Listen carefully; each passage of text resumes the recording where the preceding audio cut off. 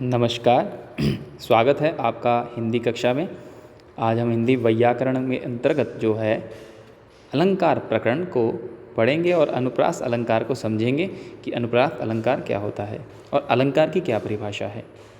ठीक, तो यहाँ आप देख सकते हैं कि काव्य की शोभा को बढ़ाने वाले तत्वों को ही क्या हम कहते हैं, अलंकार कहते हैं। यानी कि जिस प्रकार स्त्रियाँ जो हैं आभूषण पहनती हैं तो अपनी सुंदरता को बढ़ाने के लिए, जैसे अलंकार का शाब्दिक अर्थ क्या है, आभूषण। और जिस तरह कोई कामिनी स्त्री जो है अपने रूप सौंदर्य में चार चांद लगाने के लिए सुंदर सुंदर वस्त्राभूषणों को धारण करती है, ठीक उसी प्रकार कविता रूपी कामिनी की शोभा को बढ़ाने के लिए ही अलंकारों का प्रयोग किया जाता है। यानी कहने का तात्पर्य क्या है कि हम अलंकारों से जिस प्रकार सुंदर नज़र आते हैं, जिस प्रकार कोई स्त्री सुंदर नज़र आती है और सुशोभित होती है, तो उसी प्रकार काव्य में भी कुछ ऐसे तत्व होते हैं जो उसमें चमत्कार उत्पन्न कर देते हैं, उसकी शोभा को बढ़ा देते हैं। ठीक है ना, तो उसी को हम क्या कहेंगे, उस तत्वों को क्या कहेंगे, अलंकार कहेंगे। काव्य रचना में दो तत्वों का विशेष महत्व है कि शब्द और अर्थ का। एक तो शब्दगत और एक अर्थगत। यानी कि शब्द से जो अर्थ या भाव निकलता है उससे जो चमत्कार उत्पन्न होता है, या फिर शब्द से कोई चमत्कार उत्पन्न होता है, तो इस कारण हम इसकी परिपाटी को भी दो भागों में विभाजित कर देते हैं कि शब्दालंकार और अर्थालंकार।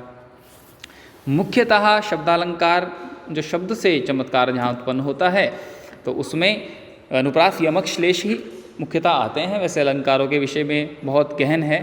संस्कृत साहित्य में जो भामह इसके प्रवर्तक रहे हैं कवि, तो उनको अलंकार शास्त्र का प्रणेता माना जाता है। तो वहीं से हिंदी में भी इसको लिया गया और बहुत से अलंकार भी माने गए, परंतु मुख्यतः जो है शब्दालंकार अनुप्रास यमक श्लेष ही प्रसिद्ध हैं। उसमें हम अनुप्रास आज करेंगे कि जिस इसकी परिभाषा में देख लीजिए कि जिस रचना में किसी व्यंजन के वर्ण की आवृत्ति, वर्ण भी विशेषता क्या कि व्यंजन की आवृत्ति का निश्चित क्रम होता है या क्रम में, ठीक है ना, एक से दो बार जहाँ एक वर्ण लगातार आ जाता है या उससे दो से अधिक बार आ जाता है, तो वहाँ पर क्या होता है, अनुप्रास अलंकार होता है। या ये क्या हो गया, उसको पहचानने का एक तरीका, एक लक्षण हो गया अनुप्रास अलंकार का। और जैसे उदाहरण दिए गए हैं कि मुदित मही पति मंदिर आए, सेवक सचिव सुमंत बुलाए, कि म की आवृत्ति जो है बार बार हो रही है, स की आवृत्ति बार बार हो रही है, इस कारण से अनुप्रास अलंकार। तरनी तनुजा तट तमाल तरोवर बहु छाये में, त की आवृत्ति जो है बार बार हो रही है, इसलिए अनुप्रास अलंकार। कोकिल कीर कपोतनी के कुल केली करें अति आनंदकारी, यहाँ पर भी का की आवृत्ति देखिए आप, वर्ण की आवृत्ति हो रही है। सुरभित सुंदर सुखद सुमन तुझ पर खिलते हैं, यहाँ पर भी स की आवृत्ति बार बार होने के कारण। प्रगति सुमति गति गुंजित कलरव, ठीक है, तो यहाँ पर जगह राष्ट्र नूतन न की आवृत्ति के कारण जो है अनुप्रास अलंकार हो रहा है।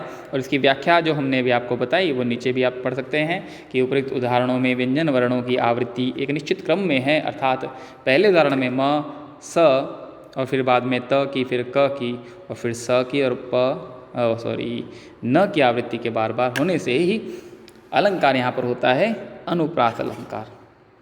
ठीक, तो अनुप्रास अलंकार के भी सूक्ष्मता बहुत भेद बताए गए हैं आगे, लेकिन हम अभी केवल अनुप्रास अलंकार के लक्षण एवं उसको थोड़ा पहचानने का तरीका ही पढ़ेंगे कि मुख्यतः हमने क्या देखना है इसकी पहचान करते हुए कि व्यंजन की आवृत्ति जो है एक से अधिक बार जहाँ हो जाती है तो वहाँ पर कौन सा अलंकार होता है, अनुप्रास अलंकार होता है। और बहुत ही आसान है इसको पहचानना।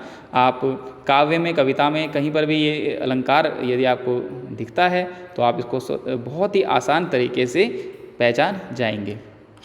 ठीक है, तो आशा करते हैं कि आपको अभी आज अनुप्रास अलंकार और अलंकार की क्या परिभाषा है वह समझ में आ गया होगा। धन्यवाद।